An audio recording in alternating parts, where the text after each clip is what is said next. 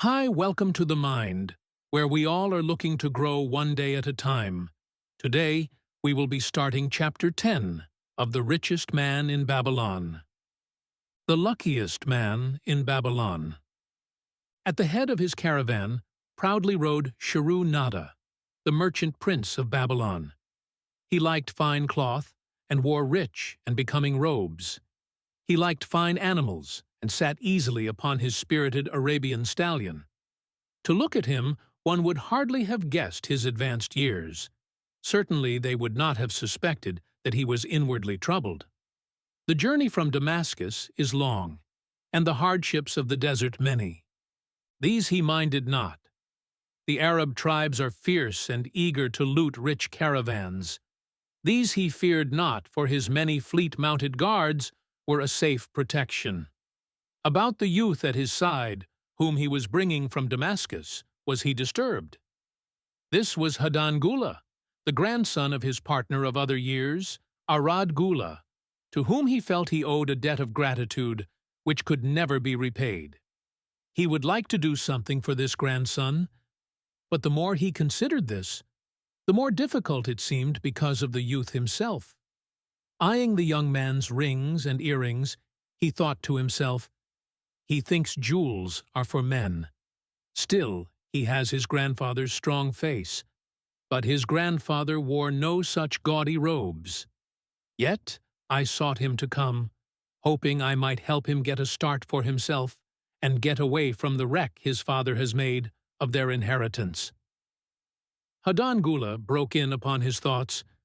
"Why dost thou work so hard, riding always with thy caravan upon its long journeys? Dost thou never take time to enjoy life?" Nada smiled. "To enjoy life?" he repeated.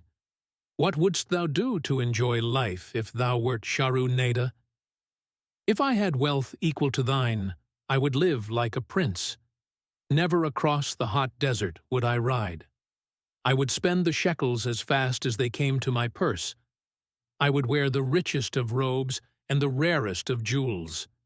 That would be a life to my liking, a life worth living." Both men laughed. "Thy grandfather wore no jewels."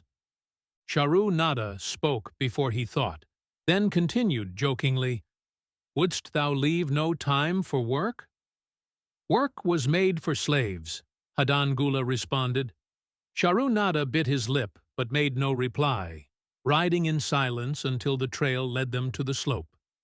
Here he reined his mount, and pointing to the green valley far away, "See, there is the valley. Look far down, and thou canst faintly see the walls of Babylon. The tower is the temple of Bel. If thine eyes are sharp, thou mayest even see the smoke from the eternal fire upon its crest. So that is Babylon? Always have I longed to see the wealthiest city in all the world," Hadan commented. "Babylon, where my grandfather started his fortune. Would he were still alive, we would not be so sorely pressed. Why wish his spirit to linger on earth beyond its allotted time? Thou and thy father can well carry on his good work. Alas, of us, neither has his gift. Father and myself know not his secret for attracting the golden shekels." Nada did not reply, but gave rein to his mount and rode thoughtfully down the trail to the valley. Behind them followed the caravan in a cloud of reddish dust. Some time later they reached the king's highway and turned south through the irrigated farms. 3 old men plowing a field caught Nada's attention. They seemed strangely familiar. How ridiculous! One does not pass a field after 40 years and find the same men plowing there. Yet something within him said they were the same. One, with an uncertain grip, held the plow. The others laboriously plodded beside the oxen, ineffectually beating them with their barrel staves to keep them pulling. 40 years ago he had envied these men. How gladly he would have exchanged places. But what a difference now!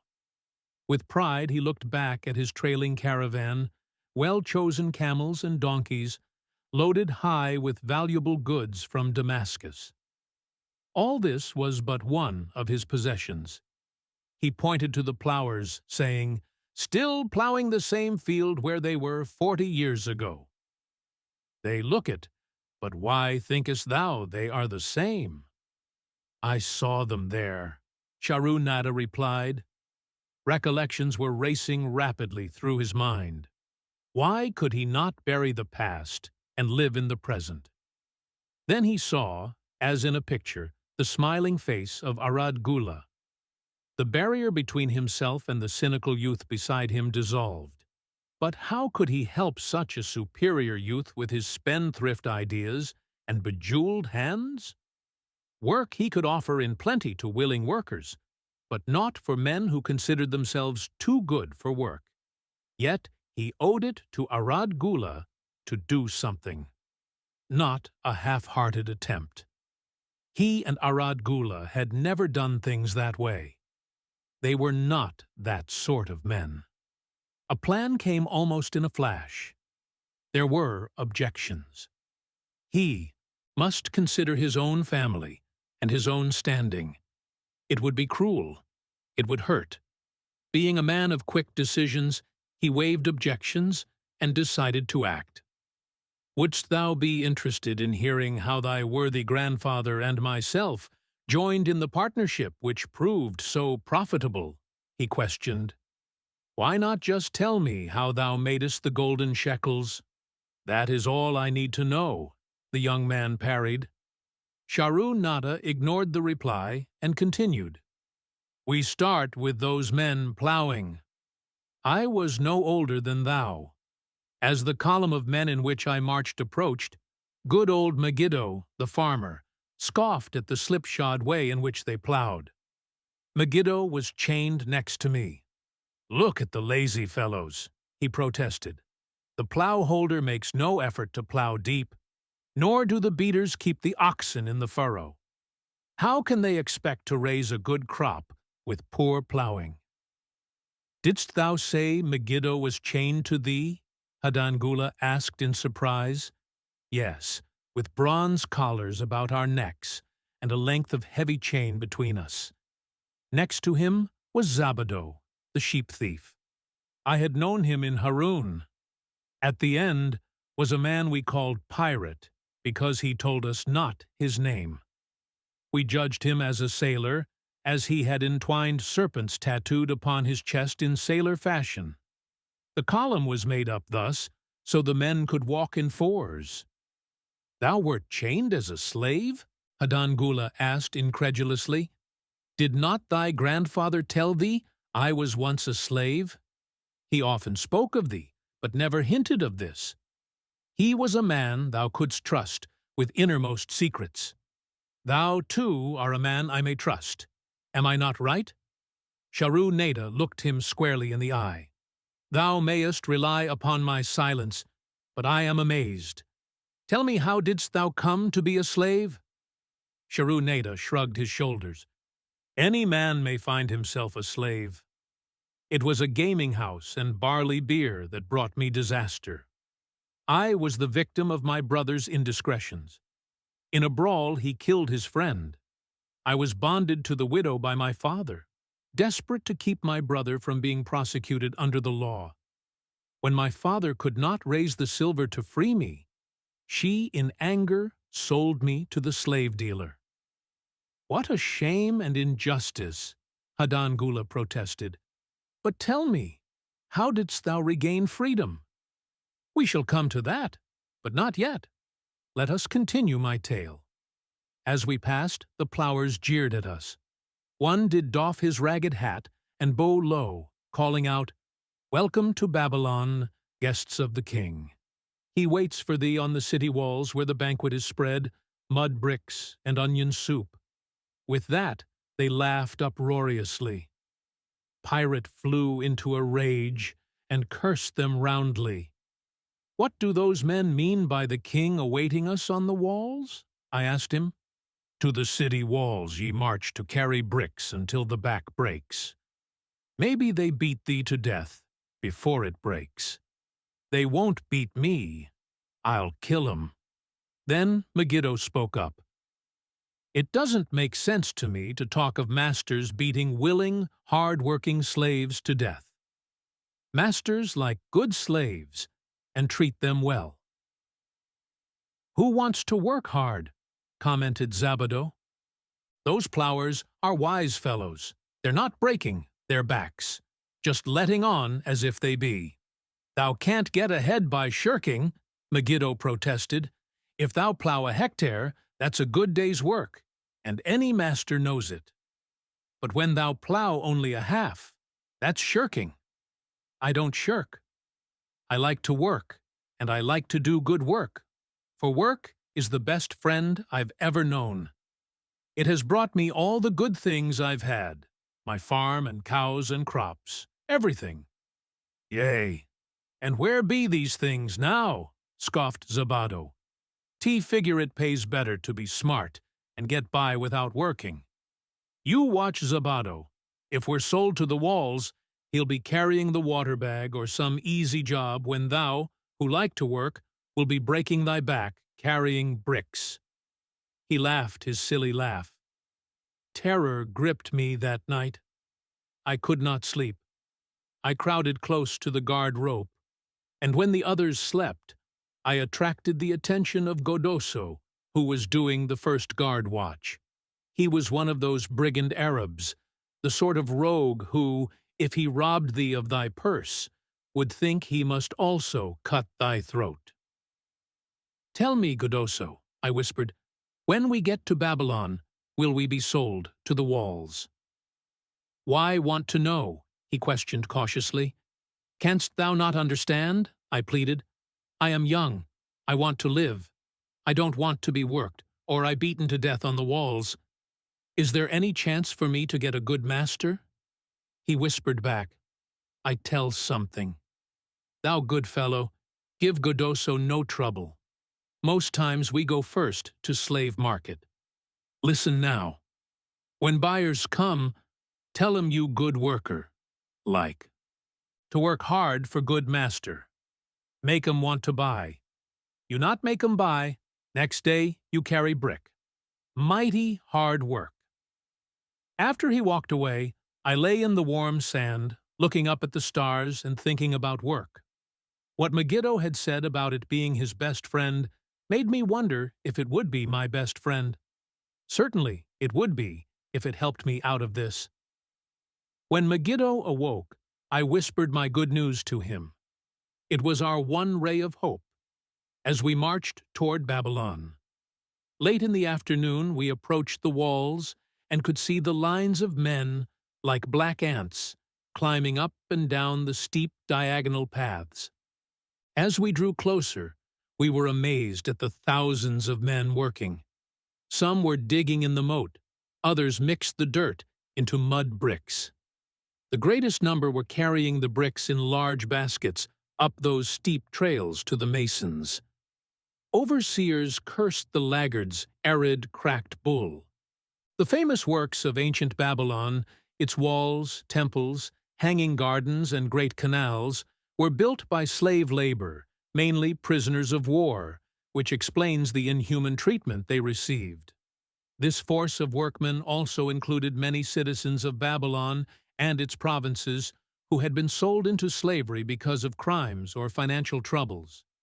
It was a common custom for men to put themselves, their wives, or their children up as a bond to guarantee payment of loans, legal judgments, or other obligations. In case of default, those so bonded were sold into slavery. Lock whips over the backs of those who failed to keep in line. Poor, worn-out fellows were seen to stagger and fall beneath their heavy baskets, unable to rise again. If the lash failed to bring them to their feet, they were pushed to the side of the paths and left writhing in agony. Soon they would be dragged down to join other craven bodies beside the roadway to await unsanctified graves. As I beheld the ghastly sight, I shuddered. So this was what awaited my father's son if he failed at the slave market. Godoso had been right. We were taken through the gates of the city to the slave prison, and next morning marched to the pens in the market. Here the rest of the men huddled in fear, and only the whips of our guard could keep them moving so the buyers could examine them. Megiddo and myself eagerly talked to every man who permitted us to address him. The slave dealer brought soldiers from the king's guard, who shackled Pirate and brutally beat him when he protested. As they led him away, I felt sorry for him. Megiddo felt that we would soon part. When no buyers were near, he talked to me earnestly to impress upon me how valuable work would be to me in the future.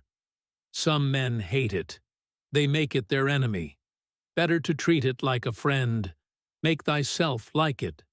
Don't mind because it is hard.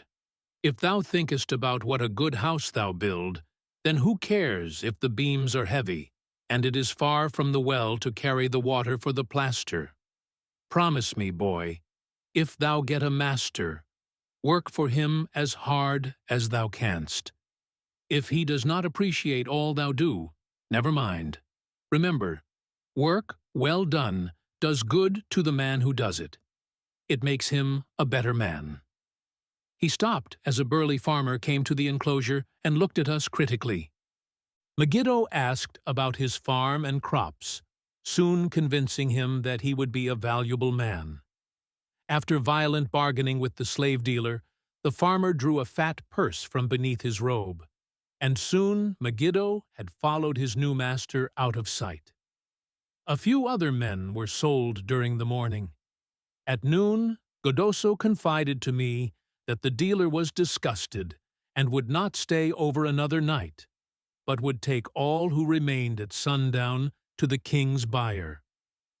I was becoming desperate when a fat, good-natured man walked up to the wall and inquired if there was a baker among us. I approached him, saying, "Why should a good baker like thyself seek another baker of inferior ways? Would it not be easier to teach a willing man like myself thy skilled ways? Look at me. I am young, strong, and like to work. Give me a chance, and I will do my best to earn gold and silver for thy purse." He was impressed by my willingness, and began bargaining with the dealer, who had never noticed me since he had bought me, but now waxed eloquent on my abilities, good health, and good disposition. I felt like a fat ox being sold to a butcher. At last, much to my joy, the deal was closed. I followed my new master away, thinking I was the luckiest man in Babylon. My new home was much to my liking. Nananaid, my master, taught me how to grind the barley in the stone bowl that stood in the courtyard, how to build the fire in the oven, and then how to grind very fine the sesame flour for the honey cakes. I had a couch in the shed where his grain was stored. The old slave housekeeper, Swasti, fed me well, and was pleased at the way I helped her with the heavy tasks. Here was the chance I had longed for to make myself valuable to my master, and, I hoped, to find a way to earn my freedom. I asked Nananaid to show me how to knead the bread and to bake. This he did, much pleased at my willingness. Later, when I could do this well, I asked him to show me how to make the honey cakes, and soon I was doing all the baking. My master was glad to be idle, but Swasti shook her head in disapproval. "No work to do is bad for any man," she declared. "I felt it was time for me to think of a way by which I might start to earn coins to buy my freedom.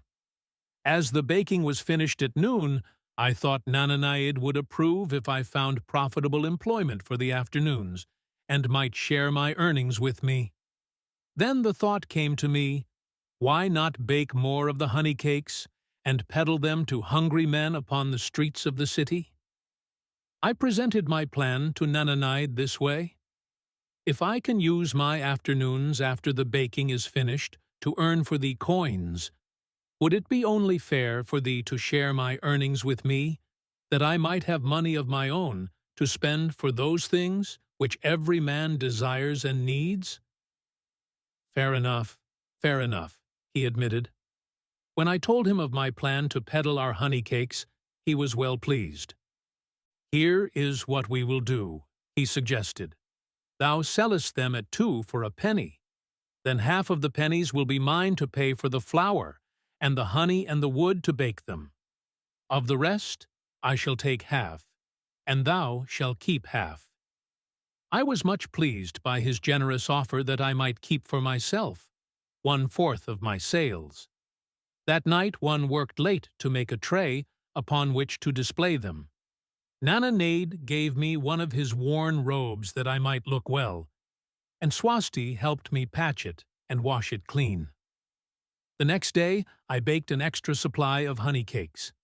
They looked brown and tempting upon the tray as one went along the street, loudly calling my wares. At first, no one seemed interested, and I became discouraged. I kept on, and later in the afternoon, as men became hungry, the cakes began to sell, and soon my tray was empty. Nananaid was well pleased with my success, and gladly paid me my share. I was delighted to own pennies. Megiddo had been right when he said a master appreciated good work from his slaves. That night I was so excited over my success I could hardly sleep, and tried to figure how much I could earn in a year and how many years would be required to buy my freedom. As I went forth with my tray of cakes every day, I soon found regular customers. One of these was none other than thy grandfather, Arad Gula. He was a rug merchant and sold to the housewives, going from one end of the city to the other, accompanied by a donkey loaded high with rugs and a black slave to tend it. He would buy 2 cakes for himself and 2 for his slave, always tarrying to talk with me while they ate them. Thy grandfather said something to me one day that I shall always remember. I like thy cakes, boy, but better still, I like the fine enterprise with which thou offerest them. Such spirit can carry thee far on the road to success. But how canst thou understand, Hadan Gula, what such words of encouragement could mean to a slave boy, lonesome in a great city, struggling with all he had in him to find a way out of his humiliation? As the months went by, I continued to add pennies to my purse. It began to have a comforting weight upon my belt. Work was proving to be my best friend, just as Megiddo had said. I was happy, but Swasti was worried. Thy master, I fear to have him spend so much time at the gaming houses, she protested. I was overjoyed one day to meet my friend Megiddo upon the street. He was leading 3 donkeys loaded with vegetables to the market. I am doing mighty well, he said. My master does appreciate my good work. For now I am a foreman. See, he does trust the marketing to me. And also, he is sending for my family. Work is helping me to recover from my great trouble. Some day it will help me to buy my freedom and once more own a farm of my own. Time went on, and Nananayid became more and more anxious for me to return from selling. He would be waiting when I returned, and would eagerly count and divide our money. He would also urge me to seek further markets and increase my sales. Often I went outside the city gates to solicit the overseers of the slaves building the walls. I hated to return to the disagreeable sights, but found the overseers liberal buyers. One day, I was surprised to see Zabado, waiting in line to fill his basket with bricks. He was gaunt and bent, and his back was covered with welts and sores from the whips of the overseers. I was sorry for him and handed him a cake, which he crushed into his mouth like a hungry animal. Seeing the greedy look in his eyes, I ran before he could grab my tray. "Why dost thou work so hard?" Arad Gula said to me one day. "Almost the same question thou asked of me today. Dost thou remember?" I told him what Megiddo had said about work, and how it was proving to be my best friend. I showed him with pride my wallet of pennies and explained how I was saving them to buy my freedom. "When thou art free, what wilt thou do?" he inquired. "Then," I answered, "I intend to become a merchant." At that, he confided in me, something I had never suspected. "Thou knowest not that I also am a slave. I am in partnership with my master." "Stop!" demanded Hadangula. "I will not listen to lies defaming my grandfather. He was no slave." His eyes blazed in anger. Sharu Nada remained calm. "I honor him for rising above his misfortune and becoming a leading citizen of Damascus. Art thou, his grandson, cast of the same mold? Art thou man enough to face true facts? Or dost thou prefer to live under false illusions?" Hadangula straightened in his saddle. In a voice suppressed with deep emotion, he replied, "My grandfather was beloved by all. Countless were his good deeds. When the famine came, did not his gold buy grain in Egypt, and did not his caravan bring it to Damascus and distribute it to the people so none would starve? Now thou sayest he was but a despised slave in Babylon. Had he remained a slave in Babylon, then he might well have been despised. But when, through his own efforts, he became a great man in Damascus, the gods indeed condoned his misfortunes and honored him with their respect," Sharu Nada replied. "After telling me that he was a slave," Sharu Nada continued, "he explained how anxious he had been to earn his freedom. Now that he had enough money to buy this, he was much disturbed as to what he should do. He was no longer making good sales and feared to leave the support of his master. I protested his indecision. Cling no longer to thy master. Get once again the feeling of being a free man. Act like a free man, and succeed like one. Decide what thou desirest to accomplish, and then work will aid thee to achieve it." He went on his way, saying he was glad I had shamed him for his cowardice. One day I went outside the gates again, and was surprised to find a great crowd gathering there. When I asked a man for an explanation, he replied, "Hast thou not heard? An escaped slave who murdered one of the king's guards has been brought to justice, and will this day be flogged to death for his crime. Even the king himself is to be here." So dense was the crowd about the flogging post, I feared to go near lest my tray of honey cakes be upset. Therefore, I climbed up the unfinished wall to see over the heads of the people. I was fortunate in having a view of Nebuchadnezzar himself as he rode by in his golden chariot. Never had I beheld such grandeur, such robes and hangings of gold cloth and velvet. I could not see the flogging, though I could hear the shrieks of the poor slave. I wondered how one so noble as our handsome king could endure to see slave customs in ancient Babylon, though they may seem inconsistent to us, were strictly regulated by law. For example, a slave could own property of any kind, even other slaves upon which his master had no claim. Slaves intermarried freely with non-slaves. Children of free mothers were free. Most of the city merchants were slaves. Many of these were in partnership with their masters and wealthy in their own right. Such suffering! Yet when I saw he was laughing and joking with his nobles, I knew he was cruel and understood why such inhuman tasks were demanded of the slaves building the walls. After the slave was dead, his body was hung upon a pole by a rope attached to his leg, so all might see. As the crowd began to thin, I went close. On the hairy chest, I saw tattooed 2 entwined serpents. It was Pirate. Next time I met Aradgula, he was a changed man. Full of enthusiasm, he greeted me. "Behold, the slave thou knewest is now a free man. There was magic in thy words. Already my sales and my profits are increasing. My wife is overjoyed. She was a free woman, the niece of my master. She much desires that we move to a strange city, where no man shall know I was once a slave. Thus our children shall be above reproach for their father's misfortune. Work has become my best helper. It has enabled me to recapture my confidence and my skill to sell. I was overjoyed that I had been able, even in a small way, to repay him for the encouragement he had given me. One evening Swasti came to me in deep distress. "Thy master is in trouble. I fear for him. Some months ago he lost much at the gaming tables. He pays not the farmer for his grain nor his honey. He pays not the money lender. They are angry and threaten him." "Why should we worry over his folly?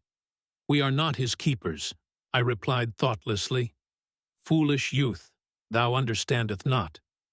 To the moneylender didst he give thy title to secure a loan.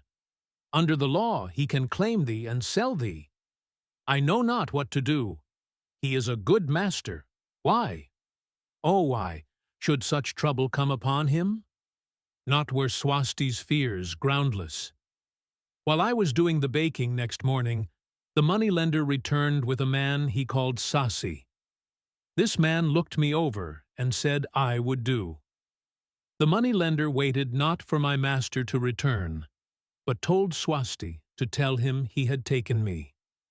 With only the robe on my back and the purse of pennies hanging safely from my belt, I was hurried away from the unfinished baking. I was whirled away from my dearest hopes, as the hurricane snatches the tree from the forest and casts it into the surging sea. Again, a gaming house and barley beer had caused me disaster. Sasi was a blunt, gruff man. As he led me across the city, I told him of the good work I had been doing for Nananaid, and said I hoped to do good work for him. His reply offered no encouragement. "He like not this work. My master likes it not. The king has told him to send me to build a section of the Grand Canal. Master tells Sasi to buy more slaves, work hard, and finish quick." Bah! How can any man finish a big job quick? Picture a desert with not a tree, just low shrubs and a sun burning with such fury, the water in our barrels became so hot we could scarcely drink it. Then picture rows of men, going down into the deep excavation and lugging heavy baskets of dirt, up soft, dusty trails from daylight until dark. Picture food served in open troughs, from which we helped ourselves like swine. We had no tents, no straw for beds. That was the situation in which I found myself. I buried my wallet in a marked spot, wondering if I would ever dig it up again. At first I worked with good will, but as the months dragged on, I felt my spirit breaking. Then the heat fever took hold of my weary body. I lost my appetite and could scarcely eat the mutton and vegetables. At night I would toss in unhappy wakefulness. In my misery, I wondered if Zabado had not the best plan, to shirk and keep his back from being broken in work. Then I recalled my last sight of him and knew his plan was not good. I thought of Pirate, with his bitterness, and wondered if it might be just as well to fight and kill. The memory of his bleeding body reminded me that his plan was also useless. Then I remembered my last sight of Megiddo. His hands were deeply calloused from hard work, but his heart was light, and there was happiness on his face. His was the best plan. Yet I was just as willing to work as Megiddo. He could not have worked harder than I. Why did not my work bring me happiness and success? Was it work that brought Megiddo happiness? Or was happiness and success merely in the laps of the gods? Was I to work the rest of my life without gaining my desires, without happiness and success? All of these questions were jumbled in my mind, and I had not an answer. Indeed, I was sorely confused. Several days later, when it seemed that I was at the end of my endurance and my questions still unanswered, Sasi sent for me. A messenger had come from my master to take me back to Babylon. I dug up my precious wallet, wrapped myself in the tattered remnants of my robe, and was on my way. As we rode, the same thoughts of a hurricane whirling me hither and thither kept racing through my feverish brain.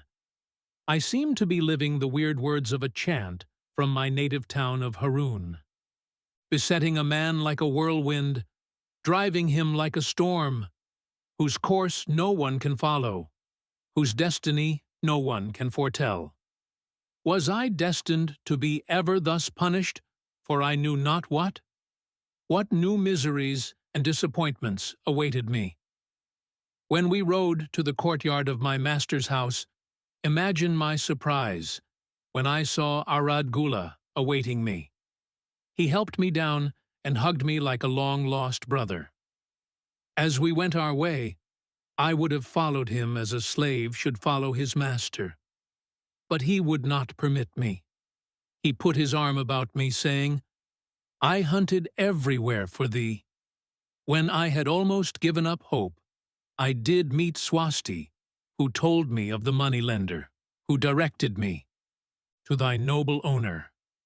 A hard bargain he did drive, and made me pay an outrageous price. But thou art worth it. Thy philosophy and thy enterprise have been my inspiration to this new success." "Megiddo's philosophy, not mine," I interrupted. "Megiddo's and thine. Thanks to thee both, we are going to Damascus, and I need thee for my partner. See," he exclaimed, "in one moment thou wilt be a free man." So saying, he drew from beneath his robe the clay tablet, carrying my title. This he raised above his head and hurled it to break in 100 pieces upon the cobblestones. With glee, he stamped upon the fragments until they were but dust. Tears of gratitude filled my eyes. One knew I was. Work, thou see, by this, in the time of my greatest distress, didst prove to be my best friend. My willingness to work enabled me to escape from being sold to join the slave gangs upon the walls. It also so impressed thy grandfather, he selected me for his partner. Then Hadan Gula questioned, "Was work my grandfather's secret key to the golden shekels?" "It was the only key he had when I first knew him," Sharu Nada replied. "Thy grandfather enjoyed working. The gods appreciated his efforts and rewarded him liberally." "I begin to see," Hadan Gula was speaking thoughtfully. "Work attracted his many friends who admired his industry and the success it brought. Work brought him the honors he enjoyed so much in Damascus. Work brought him all those things I have approved, and I thought work was fit only for slaves." "Life is rich with many pleasures for men to enjoy," Sharu Nada commented. "Each has its place. I am glad that work is not reserved for slaves. Were that the case, I would be deprived of my greatest pleasure. Many things do I enjoy, but nothing takes the place of work." Sharu Nada and Hadan Gula rode in the shadows of the towering walls up to the massive bronze gates of Babyloa. At their approach, the gate guards jumped to attention and respectfully saluted an honored citizen. With Riyadh held high, Sharu Nada led the long caravan through the gates and up the streets of the city. "I have always hoped to be a man like my grandfather," Hadan Gula confided to him. "Never before did I realize just what kind of man he was. This thou hast shown me. Now that I understand, I do admire him all the more, and feel more determined to be like him. I fear I can never repay thee for giving me the true key to his success. From this day forth, I shall use his key. I shall start humbly as he started, which befits my true station far better than jewels and fine robes." So, saying, Hadan Gula pulled the jeweled baubles from his ears and the rings from his fingers. Then, reining his horse, he dropped back and rode with deep respect behind the leader of the caravan.